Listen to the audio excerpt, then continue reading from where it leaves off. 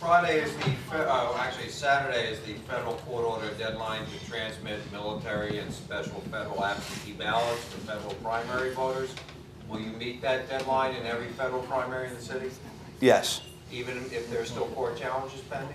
Well, what we do is we send it out as is, and then if it has to be changed, it has to be changed. One of the things that we're working on as well, and I hope that we're going to be able to implement it. We worked with the vendor, and we're trying to enhance the electronic transmission of the ballots to the military and overseas voters, so that they won't have to be reliant on the vagaries of the United States Postal Service or the military postal delivery service,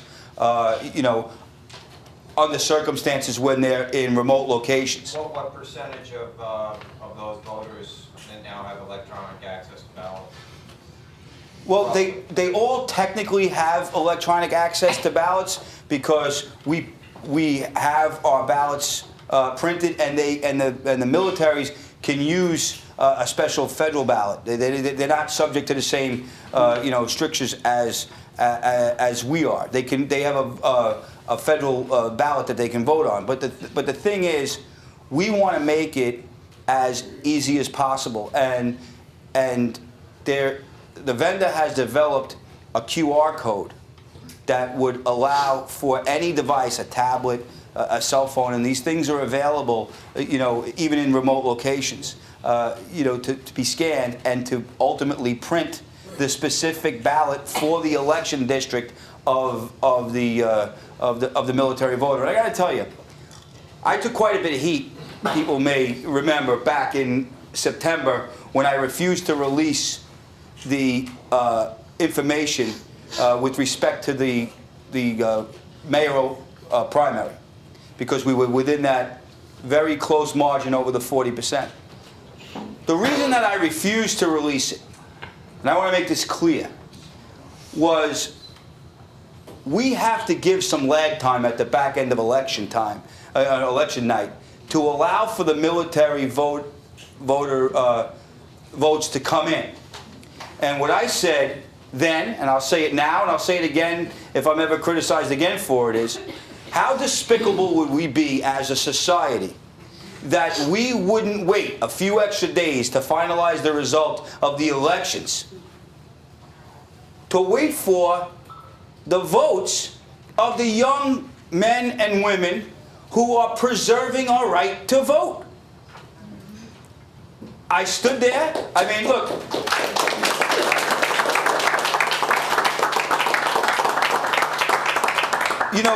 This technology age that we're in has given us this sense of impatience about stuff, and nobody wants to wait for anything. You should know the results by 10 after 9.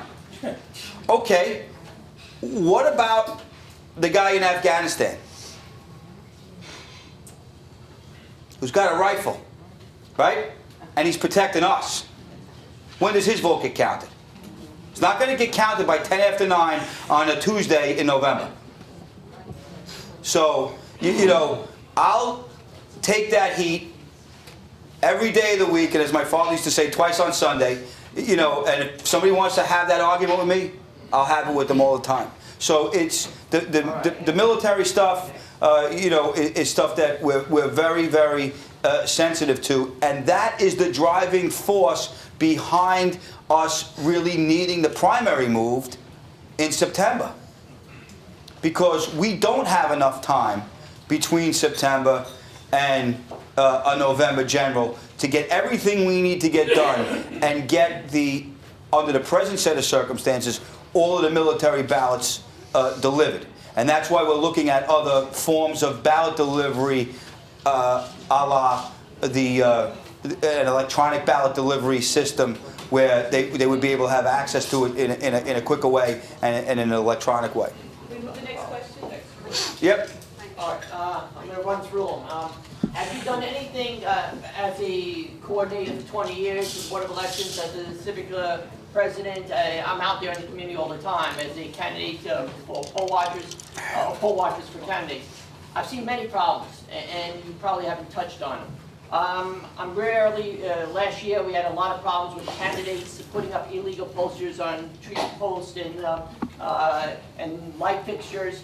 And it took me a long time to get the coordinators to actually move them, which they didn't want to because they favored that candidate or they didn't want to take any action. So then I would go to the police, and if the police didn't do it, I would go to the Board of Elections, and if they gave me a hard time, I'd go for the lawyers to the Board of Elections.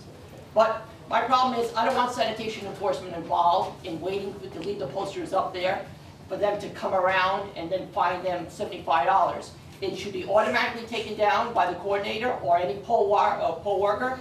And if they don't do it, then I'm going to do it. As a civic leader, I'm not leaving them up there illegally for you guys to take action to give free advertisement while the rest of us are following rules. Like, Right. they put it up, and it's put it up by an incumbent. And they're actually, so what? What are you going to do?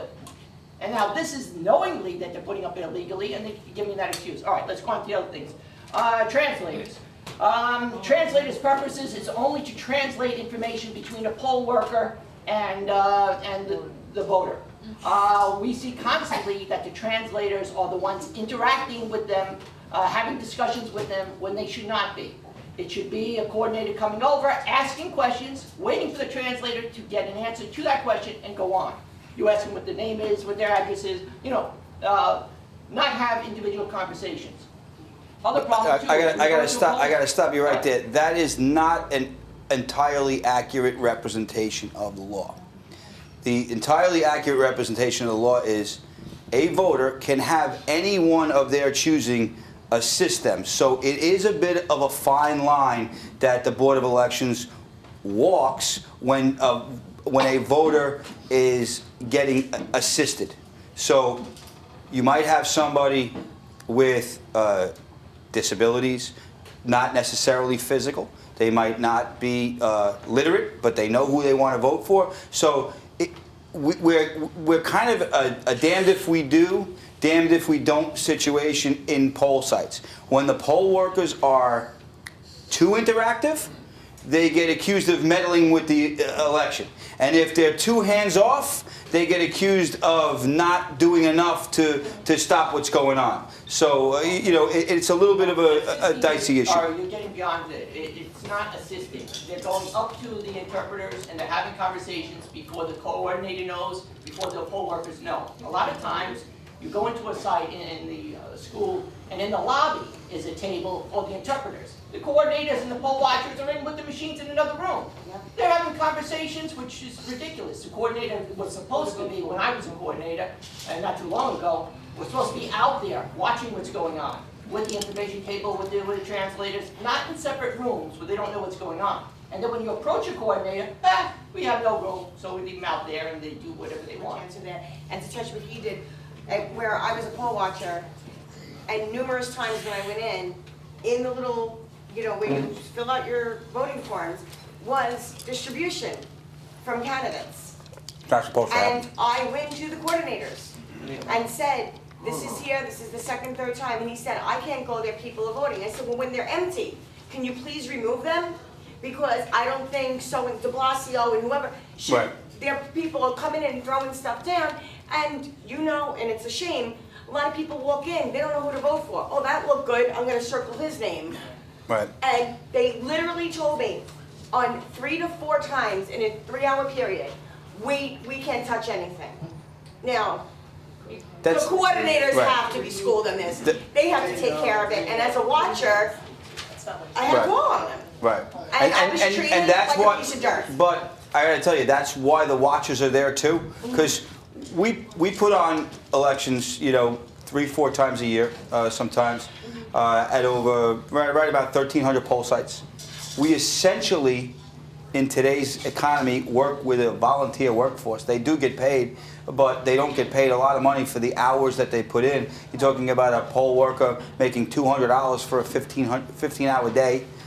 You know, it's not a lot of money. It is a volunteer almost, you know, civic duty thing. So it's impossible for us to police all of these poll sites. What we do need, though, is we do need the feedback of that information so that if there are problem poll site coordinators or problem poll workers, I know it may be a surprise to some of you guys, but we do remove poll workers, and we do remove them for cause on election day. And when we do remove them for cause on election day, the statute provides that they don't get paid. So if they got removed at 4 o'clock in the afternoon because they were doing something they weren't supposed to do, then they wasted their whole day from 5 o'clock in the morning to 4 o'clock in the afternoon because they're not going to get paid. So, you know, it's an unwieldy process. We're deploying, 33 to 36,000 people on election day, and we can't be everywhere all the time. But this kind of feedback is what we need. And one of the other things that we're finding out that we also don't do well enough, although we collect all the information, we don't digest the information that we get from the debriefing process from the poll site coordinators post-election to find out what the problems were. So we have a consultant coming on board called the Election Center. They're a nationally renowned consultants that will help us implement some of the best practices that were recommended from the Presidential Commission report back in January. So they're coming on, like I just signed the contract, I think it was Friday, could have been Monday. All the days blur one into the next, but we just signed it, so they'll be coming on soon. Ma'am?